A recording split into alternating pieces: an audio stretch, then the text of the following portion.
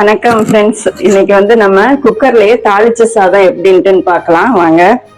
Ingredients அளவு சொல்லிடுறேன். இதுல வந்து 2 உலக்கு அரிசி வந்து 2 கிளாஸ் அரிசி வந்து ஒரு 1/2 ஊற போட்டிருக்கேன். தாளிப்புக்கு கடுகும் கொஞ்சமா வெந்தயமும், கடுகும் உளுந்தும் ஒரு ஸ்பூன் எடுத்துக்கோங்க. வெந்தயம் பாருங்க ஒரு 1/4 ஸ்பூனுக்கும் கம்மி தான்.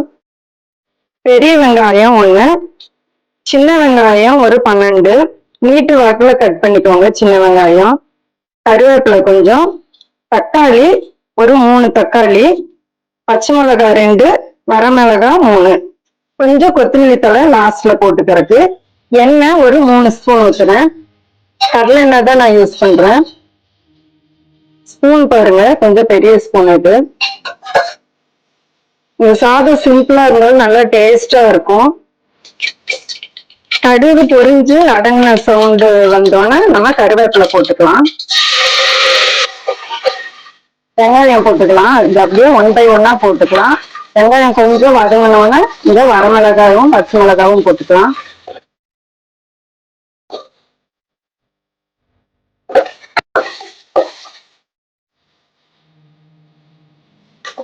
வரமிளகாய் பச்சை மிளகாவும் போட்டுக்கலாம். கொஞ்சம் பெருங்காயத்தூள் இருந்தா போடுங்க உங்ககிட்ட, டேஸ்ட் நல்லா இருக்கும். வெங்காயம் வந்து கொஞ்சம் கண்ணாடி பதம் வர்ற அளவு வதங்கினா போதும், ரொம்ப வதங்கணும்னு இல்லை இதுக்கு.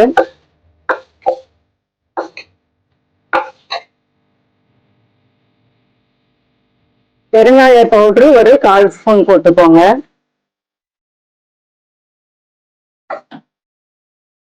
இது எவ்வளவு சிம்பிளா இருக்கோ அவ்வளவு டேஸ்டாவும் இருக்கும்.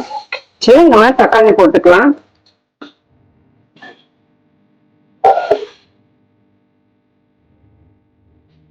ஒரு 2 ஸ்பூன் கல்லுப்பு போடுறேன். அதோடய நம்ம ஒரு 1/4 ஸ்பூன் மஞ்சள்தூள் போட்டுக்கலாம்.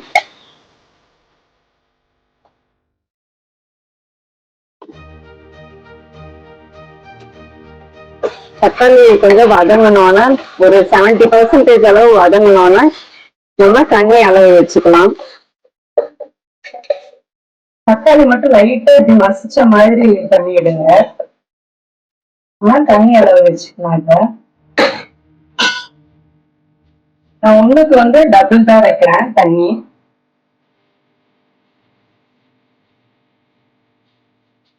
ரெண்டு உடம்பு சொன்னேன், 4 கிளாஸ் தண்ணி வைக்கிறேன். இப்ப லைட்டா கொதி வந்தோன்னா நம்ம அரிசி போட்டுக்கலாம். இந்த ஸ்டேஜ்ல வந்து கொஞ்சம் குடிச்சு பார்த்துக்கோங்க. காரம் உப்பு வந்து கொஞ்சம் தூக்கலா இருந்தா அரிசி போட்டோம்னா கரெக்டா இருக்கும் நம்மளுக்கு வேகிறப்ப. உங்களுக்கு வந்து காரம் பத்தலைன்னா லைட்டா மிளகாய் தூள் கூட போட்டுக்கோங்க, இல்லாட்டி ஒரு 2 பச்சை மிளகாய் ஆட் பண்ணிக்கோங்க.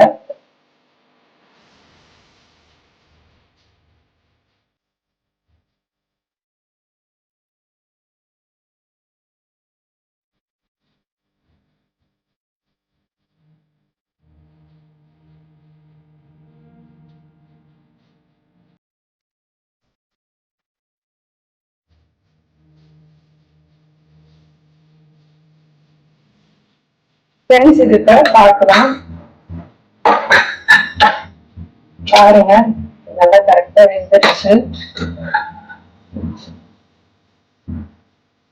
நல்லா ஒரு தடவை இப்படி கிளறி விட்டுட்டு மறுபடியும் ஒரு 2 நிமிஷம் மூடி வைங்க. நல்லா செட் ஆயிடும். கிளறி விட்டு சாப்பிட்டு பார்த்துடலாம். லஞ்சுக்கும் நல்லா இருக்கும். இது ட்ரை பண்ணுங்க.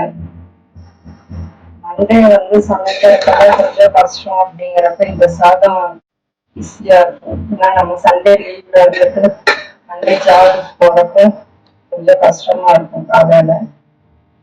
அதனால சமைக்கிறது இது வந்து கொஞ்சம் வேலை முடியும், டேஸ்டாவும் இருக்கும். வெயிட் பண்ணுங்க, சாப்பிட்டு பார்த்துடலாம்.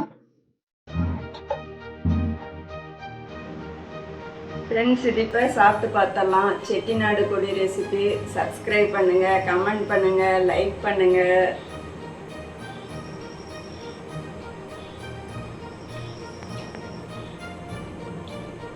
சூப்பராக இருக்கு ஃப்ரெண்ட்ஸ். சிம்பிளாக இருந்தாலும் நல்லா பர்ஃபெக்டாக இருக்குது இந்த அளவு. ட்ரை பண்ணுங்கள். ட்ரை பண்ணிவிட்டு கமெண்ட் பண்ணுங்கள். லஞ்சுக்கும் சூப்பராக இருக்கும். Thank you friends.